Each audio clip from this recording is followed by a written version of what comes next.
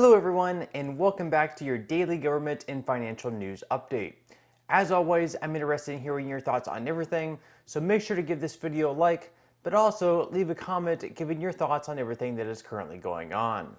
Okay, so President Joe Biden spent the day yesterday touting his, supposed economic agenda.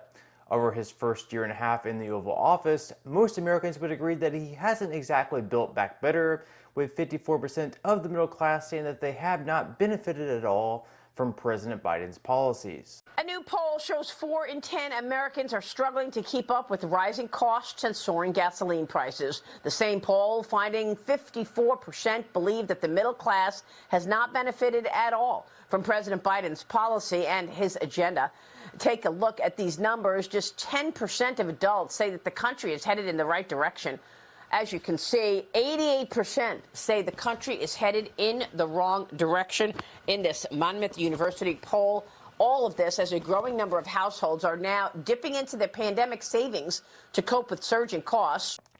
And perhaps that's why Ohio Democrats Tim Ryan and Nan Whaley decided to dodge the president's event today, the fact that his approval ratings are in the toilet. In Ohio alone, Biden's approval rating is just 26%, so if that's not enough motivation to avoid even your own party's president, I'm not sure what would be. Will O'Grady tweeted, "Why wouldn't Ohio Democrat Tim Ryan want to appear with Biden? He votes with Biden 100% of the time. Could it be because Biden's approval in Ohio sits at 26%? Even CNN is saying that members of Biden's own party are questioning his ability to lead, as 88% of Americans think the U.S. is on the wrong track." His remarks come as members of his own party and key supporters are getting more frustrated. They're questioning if the White House can muster the urgency to deal with huge challenges, from the economy to the Supreme Court overturning Roe v. Wade. And the rattled confidence is widespread. A Monmouth poll just found 88% of Americans think the U.S. is on the wrong track. That's an all-time low. And the respondents' top concern? Inflation. Of course, to President Biden's press secretary, Karine Jean-Pierre, this is all just a huge mix-up. Tim Ryan and Nan Whaley love Joe Biden, it's just they had some type of scheduling mix-up. Oh, and she also calls Nan Whaley Nan Whalen, so that's a great nod. Green on Ohio, and Tim Ryan, the Senate candidate, is not joining the president today. Neither is the Democratic gubernatorial nominee, Nan Whaley. I know you listed some people who are, but those are the main statewide candidates. And what does that say about the president's clout in Ohio that they're not joining him today? Well, I'll say this: we're in close contact with the Congressman Tim Ryan in particular, and work with him, and also Nan Whalen.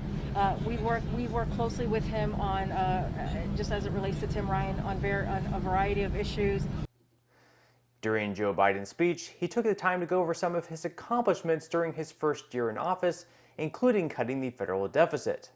As president, the first year I was president, I cut the federal deficit by $350 billion. And you know how much I cut it this year? Cut this year. By the end of September, I will have cut the federal budget by $1,400 billion. Cut the deficit. Well, he sure could have fooled me, because according to the Committee for a Responsible Federal Budget, even though the deficit has declined in the 2022 fiscal year in relation to 2021, that's not exactly a huge accomplishment when you consider the massive amount of spending that took place in 2021. In 2020 and 2021, over $5 trillion in COVID relief was dispersed, so just because the deficit is going to fall by more than $1 trillion this year doesn't mean it's because President Biden took efforts to cut it. It's because he wasn't able to pass his Build Back Better package that would have been well over $3 trillion for one, and for two, with so much spending over the last 2 years in COVID relief, it would have been nearly impossible to not see a reduction in the budget. Also, this country is still spending more than what it's taking in, and the national debt will still grow by more than $1 trillion this year and nearly $13 trillion over the next decade. President Biden continued on in his speech, blaming Putin on inflation, despite inflation taking place well before Russia's invasion of Ukraine. We got a long way to go because of inflation, because of I call it the Putin tax increase. Putin because of gasoline and all that grain he's keeping from being able to get to the market. And as the sitting president of the United States continues deflecting the blame on others, 86% of shoppers saying they're worried about food prices, looking for deals, making substitutions or product changes, and are changing where or how they buy groceries. The Food Industry Association, or FMI, also reporting in the first quarter of this year, consumers were spending more but buying less, with many meat eaters seeking smaller portions, with 32% saying they've stopped buying chicken and more than a third saying they've totally cut beef from their shopping carts. I always get my filet mignon at Trader Joe's, and it's up to like $25.99. I mean, it really jumped. According to FMI, 86% of shoppers worried about rising prices are actively trying to save money, including looking for deals, making substitutions or product changes, changing where or how they buy groceries, or buying more store or generic brands. Not only are Americans paying more at the grocery store, but we're also paying more than ever at the pumps. Even though that's yet another thing that the Biden administration blames Putin on, the fact is, under Biden, gas has been above $3 per gallon on average for the past 421 days. And if I did the math right, Russia's war with Ukraine didn't start that long ago. Perhaps, instead, we could watch this video and get a much better idea on why gas prices are nearly $5 per gallon. No more drilling on federal lands. No more drilling, including offshore. No ability for the oil industry to continue to drill, period. Would there be any place for fossil fuels, including coal and fracking, in a Biden administration? No, we would work it out. We would make sure it's eliminated. I guarantee you, we're going to end fossil fuel. What about, say, stopping fracking and stopping pipeline infrastructure? And There's no question I'm in favor of banning fracking. No new fracking. We are going to get rid of fossil fuels. Have a transition from the oil industry, yes. Even though the United States recently released millions of barrels of oil from its strategic petroleum reserve, they were sent off to Europe and Asia instead of being used here. This is something that apparently wasn't disclosed to Biden's press secretary, as she's either a really good actress or just completely clueless about what's going on. And then there's a Reuters report out this morning that says that more than 5 million barrels of oil that were released from the emergency oil reserves were exported to Europe and Asia last month, and some of it reportedly was actually heading to China. Is the administration aware of those reports? And does the president mind that some of this oil that was meant to ease pain for consumers is headed overseas? I have not seen that report, so I would honestly have to go look into it and see what the truth is in that statement that you just laid out, and see exactly what's happening. I just have not seen that report. Of course, some Americans aren't even necessarily worried about the price of gas, as even obtaining a car is proving to be difficult. As News4Jax reports, monthly car payments have hit an all-time high as prices continue to climb. Well, the average used car getting less affordable, with a typical monthly payment now hitting an all-time high.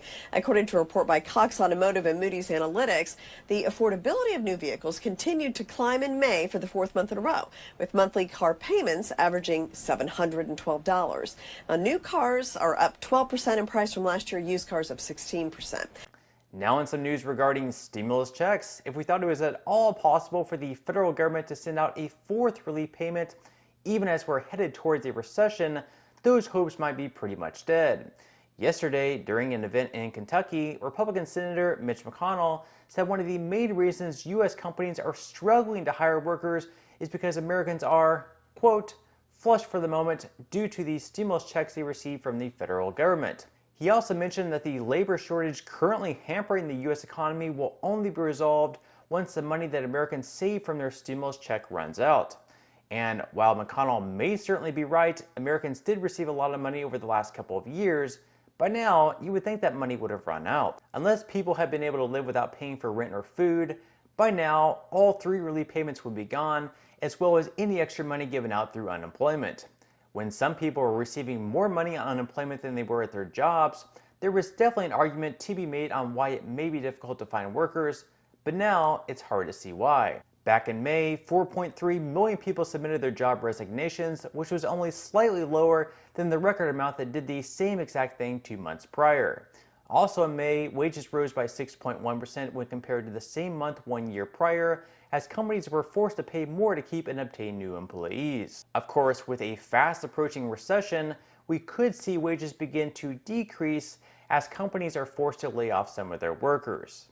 Regardless, these comments by McConnell give us a pretty good indication that we won't be seeing any more stimulus checks, at least sent out by the federal government. Now, at the state level, such as in California, it's certainly a different story. In some money news, the market performed decently yesterday with the S&P 500 and Dow Jones in the green, while the Nasdaq ended the day in the red. Bitcoin is also slightly up in the past day as it continues to hover in the $20,000 range. Now, with that said, if you would like to take advantage of an offer, I'm currently partnering up with Webull to give you 6 free stocks. So in the comment section below, I will pin a comment with a link where you can earn those 6 free stocks from Webull. Now, once you open up an account, you'll receive the first 2 stocks. Then, once you make a deposit of at least 1 penny, you'll then receive the other 4 stocks, again, at no cost to you. On top of that, if you activate Webull Crypto and complete at least 1 trade, you'll also be able to claim $5 of Bitcoin or any other cryptocurrency of your choosing. But on that note, I'm going to go ahead and wrap up this video. If you enjoyed the content in today's video and you would like to see more like it, make sure to give this video a like, subscribe to my channel, and also ring the notification bell. That way you will be the very first to know when I do release future videos. And until next time, I hope you have a wonderful rest of your day, and I'll see you in the next video.